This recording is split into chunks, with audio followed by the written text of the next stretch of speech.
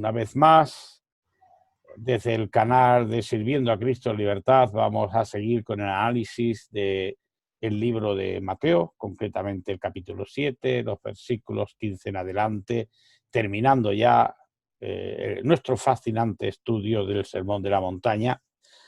Como siempre, tenemos a Arantxa, nuestra querida hermana colaboradora, y entre los dos vamos a estar estudiando estos versículos. Bienvenida, Arantxa, ¿cómo estás, hija? Hola, buenas a todos. Pues bien, aquí estamos para comenzar la lectura. Y si quieres, Diego, empiezo a leer del versículo 15 al 20. Perfecto, Arantxa, perfecto, Vale. puedes hacerlo. Guárdense de los falsos profetas que vienen a ustedes en ropa de oveja, pero por dentro son lobos voraces. Por sus frutos los reconocerán. Nunca se recogen uvas de espinos o higos de cardos, ¿verdad? Asimismo, todo árbol bueno produce fruto excelente, pero todo árbol podrido produce fruto inservible. Un árbol bueno no puede dar fruto inservible, ni puede un árbol podrido producir fruto excelente. Todo árbol que no produce fruto excelente llega a ser cortado y echado al fuego. Realmente, pues, por sus frutos reconocerán a aquellos hombres. Muchas gracias, Arantxa. Como vemos, Jesucristo, que sabía lo que el futuro deparaba en el campo de la religiosidad y a sus discípulos, nos da aquí un consejo que es como la regla del algodón que decimos, ¿no?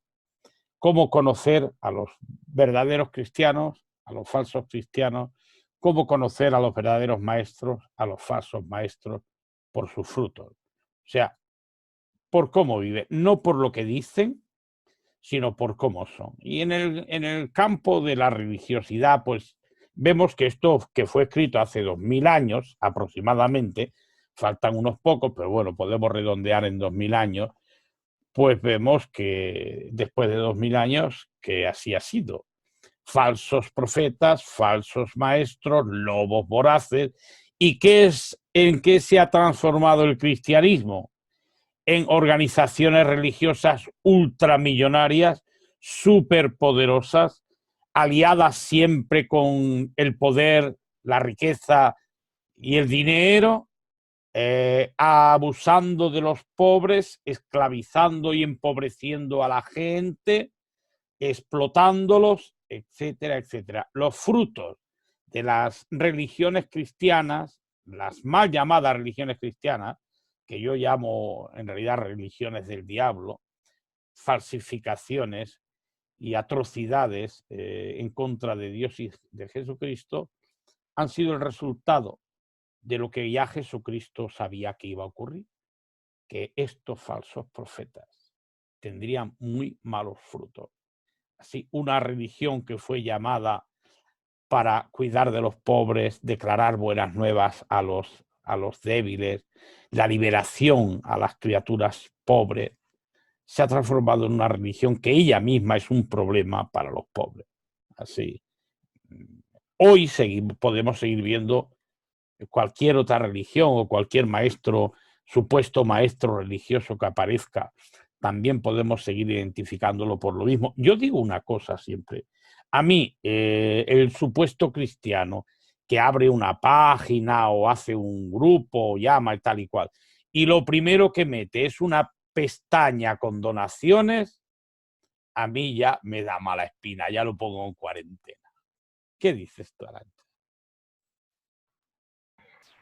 Pues un poco lo que tú también comentabas, ¿no? Que en realidad aquí, como dice Jesucristo, nada bueno se puede esperar de aquellos hombres o mujeres o personas que dirigen una religión, una creencia supuestamente cristiana que produzca malos frutos de dominar a su prójimo, de ser amos de su fe, de hacerlos sentir totalmente culpables, de manejarlos pues con técnicas un poco de manipulación, de sacarles dinero, todo eso son frutos que obviamente son malos.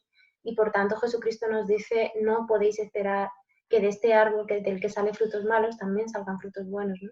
Entonces, la clave es esa, ¿no? Fijarnos en qué clase de frutos dan las personas, los que dicen ser maestros de la palabra de Dios y tal, y tener en cuenta que por muy buena apariencia de santidad o de carisma que tenga una persona supuestamente cristiana, pues no tiene por qué ser así. Que lo importante es examinar los frutos que da esa persona.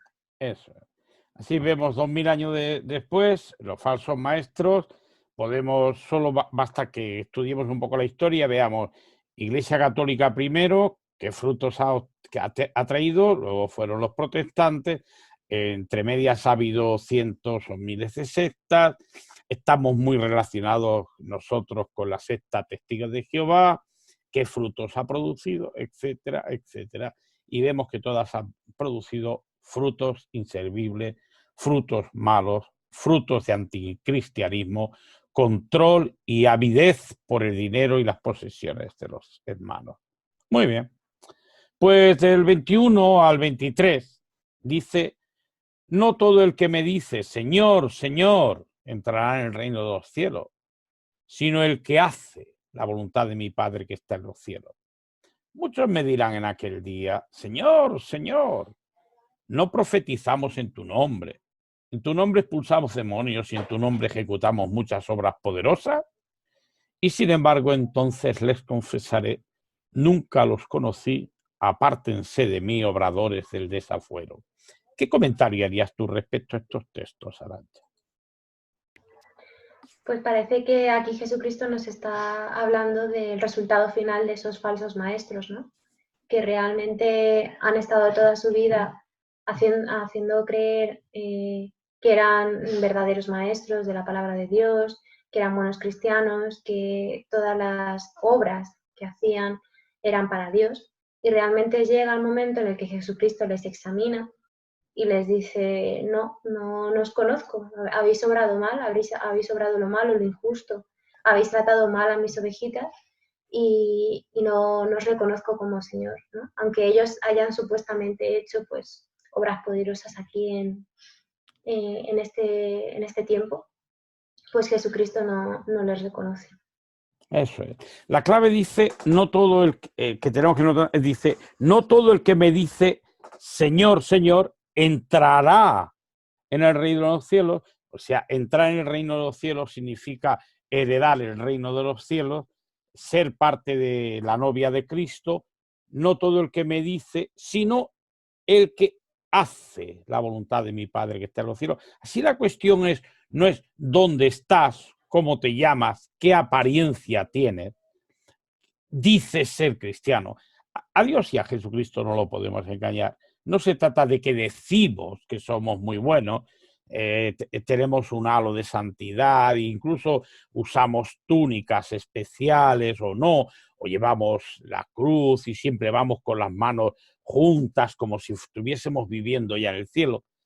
No, es el que hace la voluntad de mi Padre que está en los cielos. Así, el cristianismo es algo que consiste en hechos.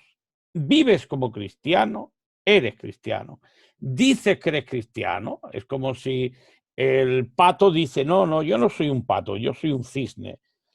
Pero hombre, andas como pato, tienes apariencia de pato, mira, nadas como pato, las plumas son de pato. No, yo soy un cisne. A ver, si tú andas, nadas y vives como un pato, eres un pato, digas que eres un cisne o digas que eres un caballo. Así el cristianismo es cuestión de hechos, de hacer la voluntad de nuestro Padre, y eso no lo debemos olvidar nunca los cristianos. El cristianismo es algo que tiene que ver, por eso al principio se llamaba el camino. El camino sugiere andar de una manera por un lugar determinado. Ese camino era como un camino que había abierto Jesucristo y sus seguidores iban por ese camino detrás de las pisadas de Cristo.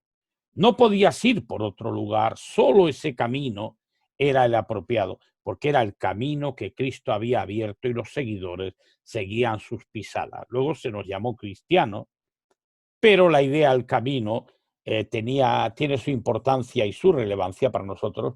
Debemos meditar en si nosotros estamos andando o no en ese camino que sigue las pisadas de Cristo. Eso es ser cristiano. Muy bien. Pues leemos, Arantxa, del 24 al 27. Lo lees tú, por favor. Por lo tanto, a todo el que oye estos dichos míos y los hace, se le asemejará a un varón discreto que edificó su casa sobre la masa rocosa, y descendió la lluvia, y vinieron las inundaciones, y soplaron los vientos, y dieron con ímpetu contra aquella casa, pero no se hundió, porque había sido fundada sobre la masa rocosa.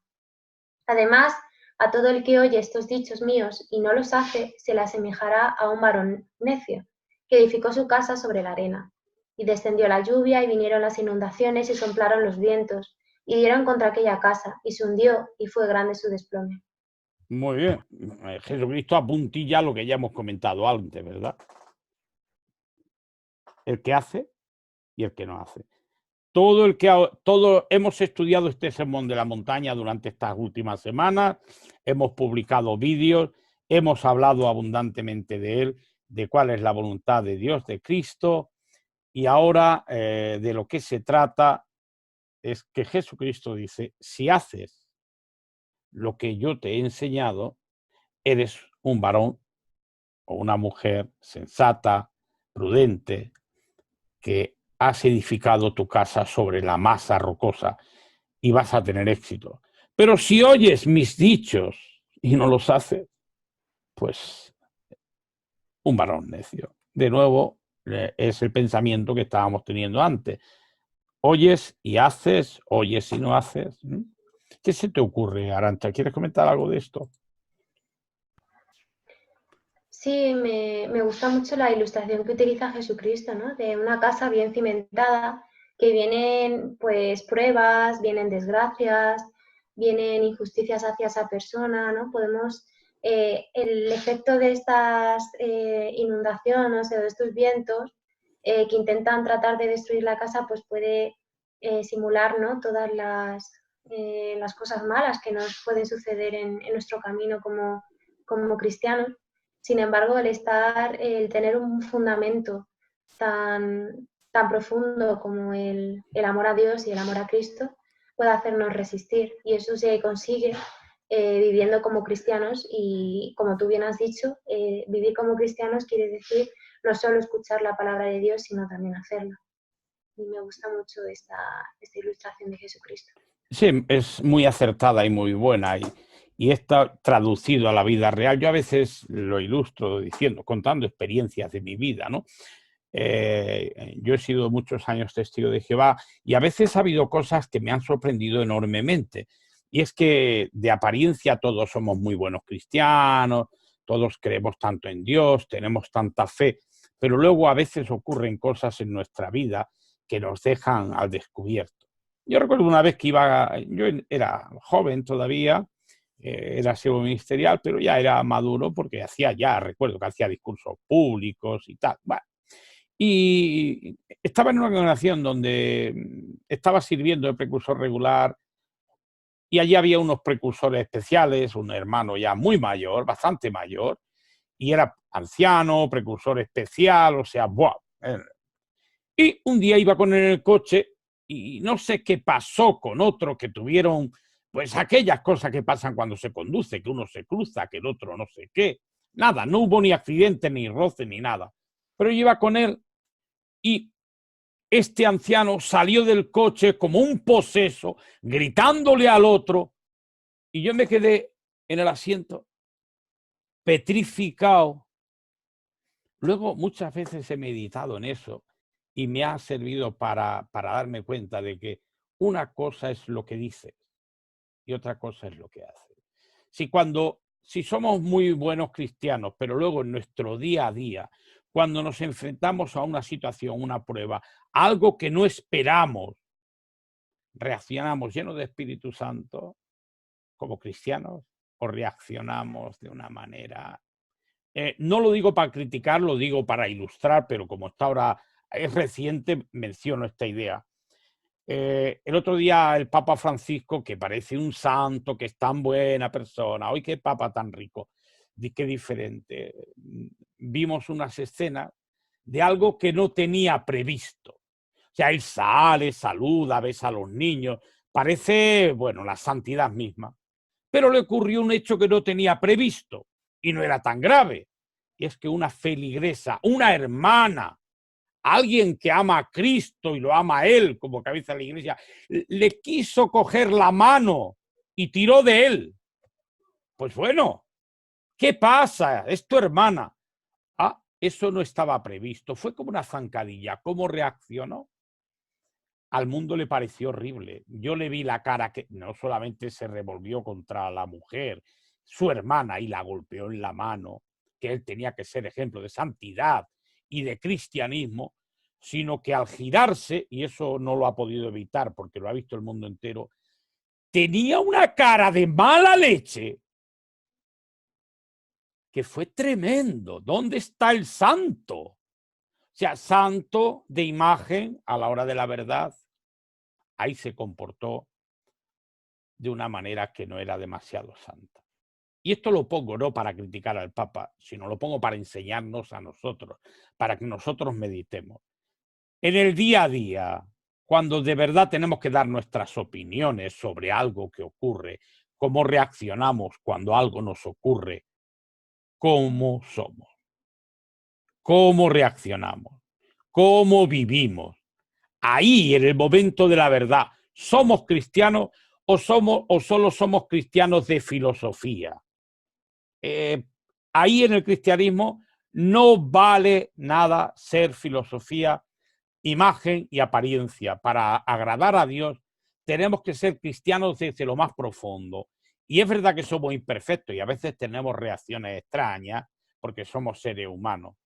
Pero luego tenemos que meditar y cuando hemos tenido una reacción que ha sacado a la luz algo que hay en nuestro corazón que no es cristiano, esa prueba sirve para darnos cuenta de que tenemos que seguir trabajando en frutos como la gran paciencia, la bondad. O sea, las pruebas del día a día ponen al descubierto cómo somos, como si de fuego se tratase, y es ahí donde nosotros los cristianos tenemos que aprovechar al ver nuestras reacciones para darnos cuenta de que hay cosas que tenemos que purificar, porque lo que cuenta es lo que somos, cómo vivimos y cómo nos comportamos y no lo que creemos.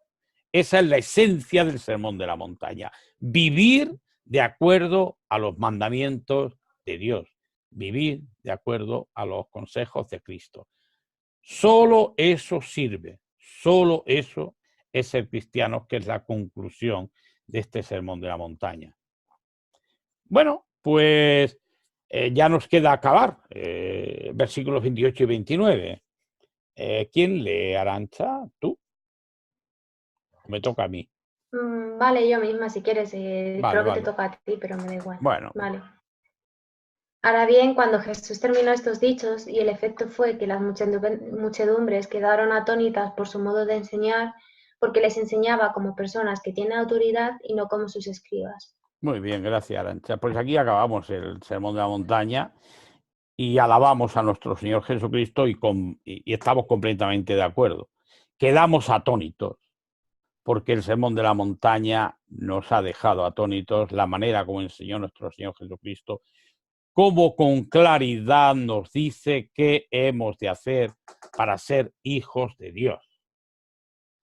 He disfrutado muchísimo teniendo la oportunidad de transmitir a todos nuestros amigos que nos ven qué es lo que Jesucristo enseña al Señor en el Sermón de la Montaña y cómo nos beneficia. Y es una lástima pero quizás días habrá para hacer un examen mucho más minucioso de cada versículo de estos. ¿Qué sentimiento tienes tú, Arantxa, de este estudio que hemos tenido durante esta semana? Muchas gracias, Diego. Yo también he disfrutado mucho durante este estudio de Mateo 5 al 7, el maravilloso Sermón de la Montaña de nuestro Señor Jesucristo, y ha sido pues un tiempo de reflexionar sobre estos versículos, de aprender cosas nuevas, ¿no? Porque, como tú alguna vez has dicho, siempre que haces una lectura de la Biblia aprendes algo nuevo, aunque la hayas leído 40 veces. Y es que la Biblia esconde mucha sabiduría y realmente es un tesoro que tenemos en nuestras manos. Y bueno, esperamos pues seguir haciendo vídeos, disfrutando con con vosotros, de transmitir también estas reflexiones que hacemos sobre estos pasajes. Y bueno, pues ya más adelante iremos subiendo vídeos sobre algún texto así, pues que sea de provecho para todos.